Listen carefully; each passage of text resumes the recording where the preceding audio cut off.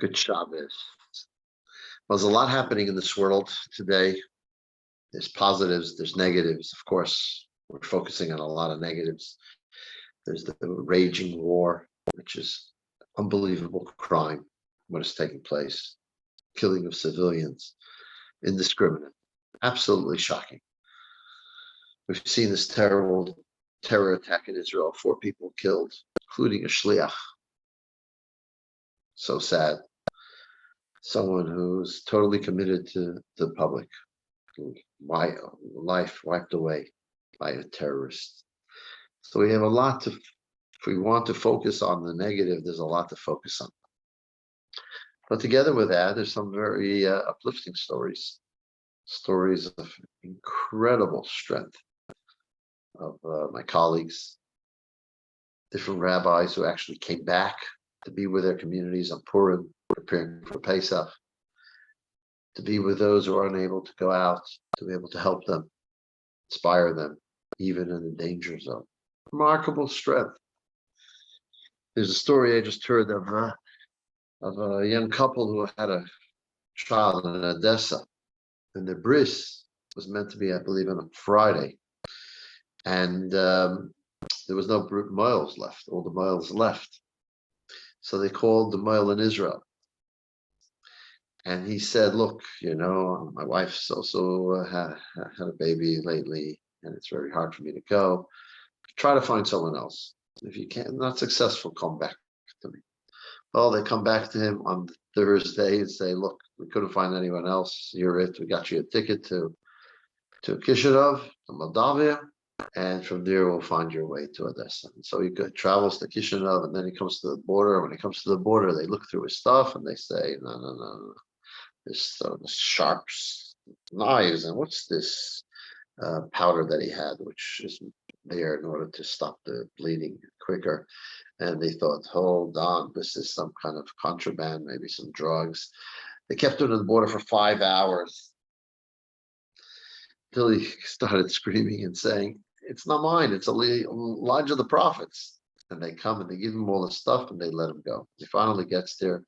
And they have the bris on a Friday afternoon, and he goes back to Israel on Saturday night. What an incredible strength of character. What an incredible positive act that this fellow did. So which should we focus on? Well, this week's Torah portion, we read about the sons of Aaron passing away. And they passed away, Nadav and Avihu, on the day of the dedication of the temple. This incredible, inspiring day when the Jews finally finished building the temple.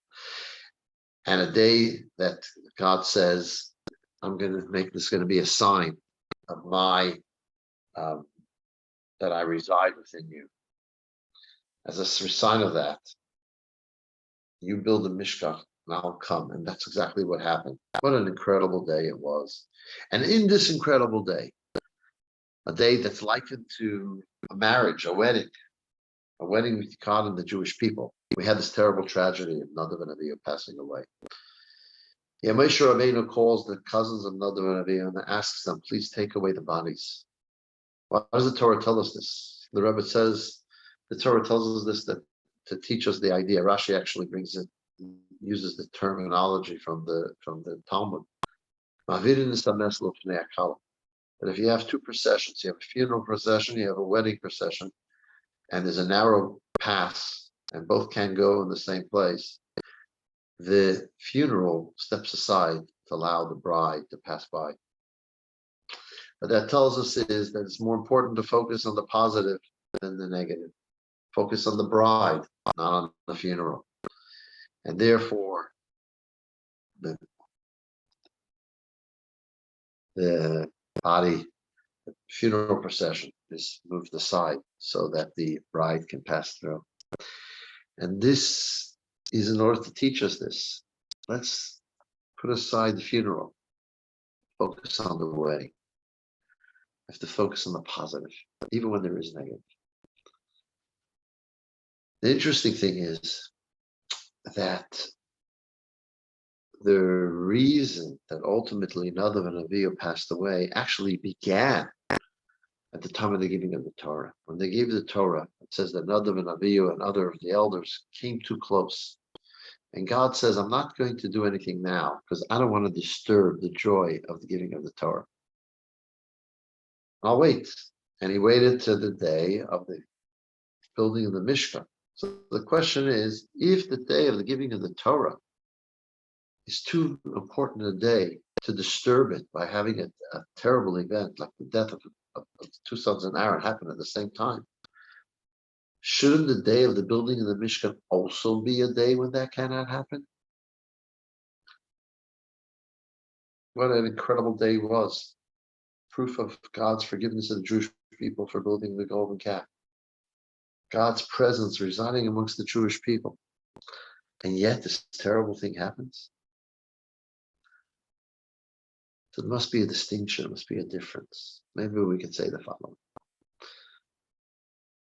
The giving of the Torah is meant to be a foretaste of what will be when Mashiach will come. That's what Alter Rebbe says. That what we will have after the giving of Mashiach comes, we had a taste of it when God revealed himself at the giving of the Torah. So that needed to have perfection. Just like Mashiach's perfection, the giving of the Torah had to have perfection. Perfection from a revelation from above to below. It's the ultimate view of what can be. And in that perspective, we don't want to ruin that. We don't want to disturb that. We don't want to have death in that environment. So God says, even though that should happen, it's not going to. I'm not going to disturb the environment of the giving of the Torah, which has to be one of perfection, one where God reveals himself to us in the most perfect way, one that we then could aspire to this perfected experience. The giving, the building of the Mishkan, however, was the work of man. This was donated by man, was built by man. It represents the culmination and the ultimate. Now, the reality is that regardless of whatever we do, and the highest level we can reach, until Mashiach comes, there are going to be negative things that happen even in the most special times.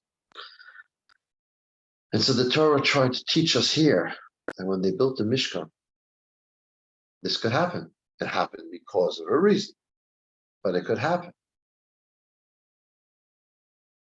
And we have to be able to set it aside and to focus on the bride. We have to be able to say, okay, it happened. We don't know what to say. Vayidim Aaron. Aaron was quiet. He had no answer. He had no explanation. He just accepted.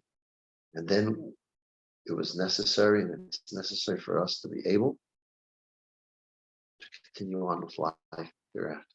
Hard, but we have to focus on the bride. In life, this tells us, we have positives and negatives in our life. Every breath we take is a positive. The fact that we're able to eat, the fact that we have shelter, the fact that we have loving families, so many positives.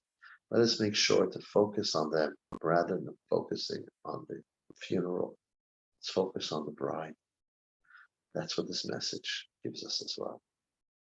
Let's think and learn about the good things, the positive things, the miracles, the incredible strength of character we see in other people.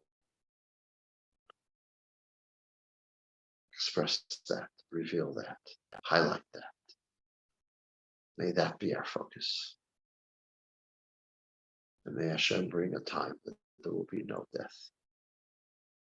Time of Mashiach, when we will have this time of perfection, of only goodness, only happiness, only blessings for each and every one of us. Good Shabbos.